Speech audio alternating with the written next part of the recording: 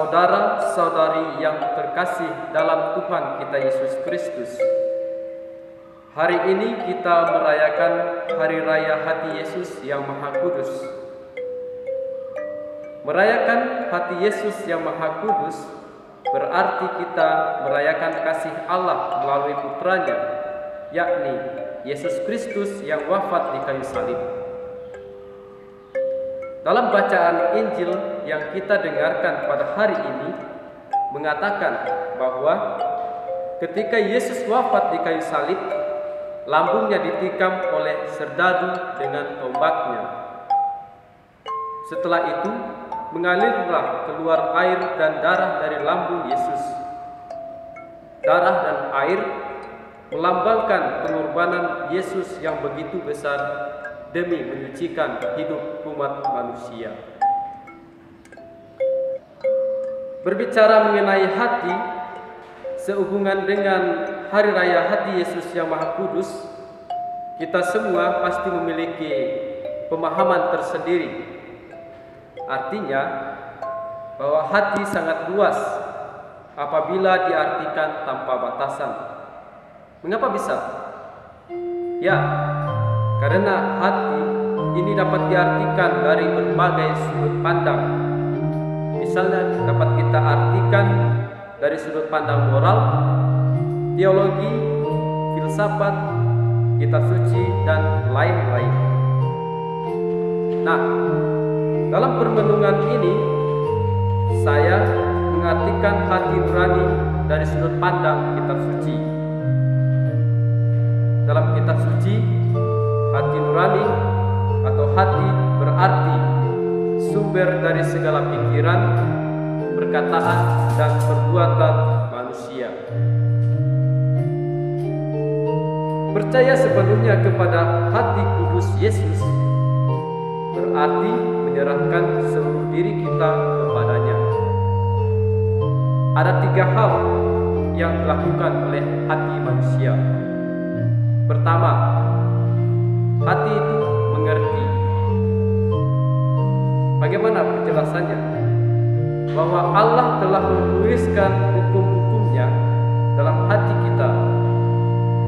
Karena itu, secara alami, kita tahu bahwa kita harus melakukan yang baik dan menghindari yang jahat dalam kehidupan kita. Oleh karena itu, mari kita dengarkan suara Allah dalam hati kita dengan lebih baik lagi. Dengan bertanya kepada Allah sesering mungkin. Demikian, Allah, apakah hal yang hendak aku lakukan ini sesuai dengan kehendak-Mu? Lalu yang kedua, hati itu berarti mencintai. Sesungguhnya satu hembus napas Tuhan itu cukup untuk menebus seluruh dosa umat manusia. Mengapa Dia harus menderita sebegitu besar di kayu salib untuk menyelamatkan kamu dan saya? Kata kunci hanya satu dan sederhana. Itu karena cintanya yang tak mengenal batas. Perlu kita ketahui bahwa saya dan kamu adalah manusia biasa yang kerap kali jatuh dalam dosa, juga sering menyakiti hatinya, tetapi Dia tetap membalas kita dengan cinta dan kasih-Nya, dan senantiasa memberikan kita rahmat-rahmat yang kita butuhkan. Yang ketiga, hati itu merasa. Apakah Yesus punya perasaan seperti kita? Ya, tentu Yesus punya perasaan.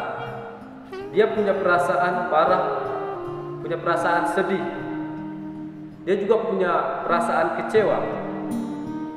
Sebagai tanda bukti bahwa dia pernah kecewa, dia pernah kecewa kepada orang-orang kusta yang disembuhkan dari sakitnya. Mengapa? Karena mereka tidak semuanya kembali kepadanya untuk berterima kasih kepadanya. Saudara sekalian, perasaan itu adalah sesuatu yang sangat manusiawi dalam kehidupan kita. Yang baik atau yang buruk merupakan perbuatan yang mengikuti perasaan kita. Karena itu, kita tidak ingin perasaan itu menjadi pemisah antara diri kita terhadap orang lain. Tetapi, hendaknya kita menggunakan perasaan itu untuk membangun relasi bersama orang lain, agar cinta kita pada sesama semakin kuat, sebagaimana yang telah diteladankan Yesus Kristus Tuhan kita. Saudara-saudari yang terkasih dalam Tuhan,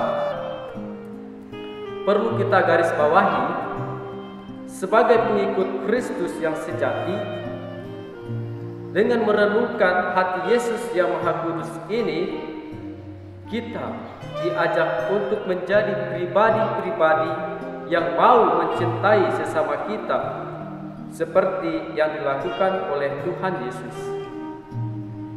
Karena dengan mencintai dan mengasihi sesama, kita akan semakin dikuduskan dan semakin disucikan oleh karena perbuatan kasih. Marilah kita senantiasa berbuat kasih, karena dengan berbuat kasih, hidup kita dan orang yang kita cintai akan semakin dikuduskan dan semakin disucikan. Dan pada saat itu, maka kerajaan Allah sungguh kita rasakan dengan nyata hadir di tengah-tengah kita. Semoga amin.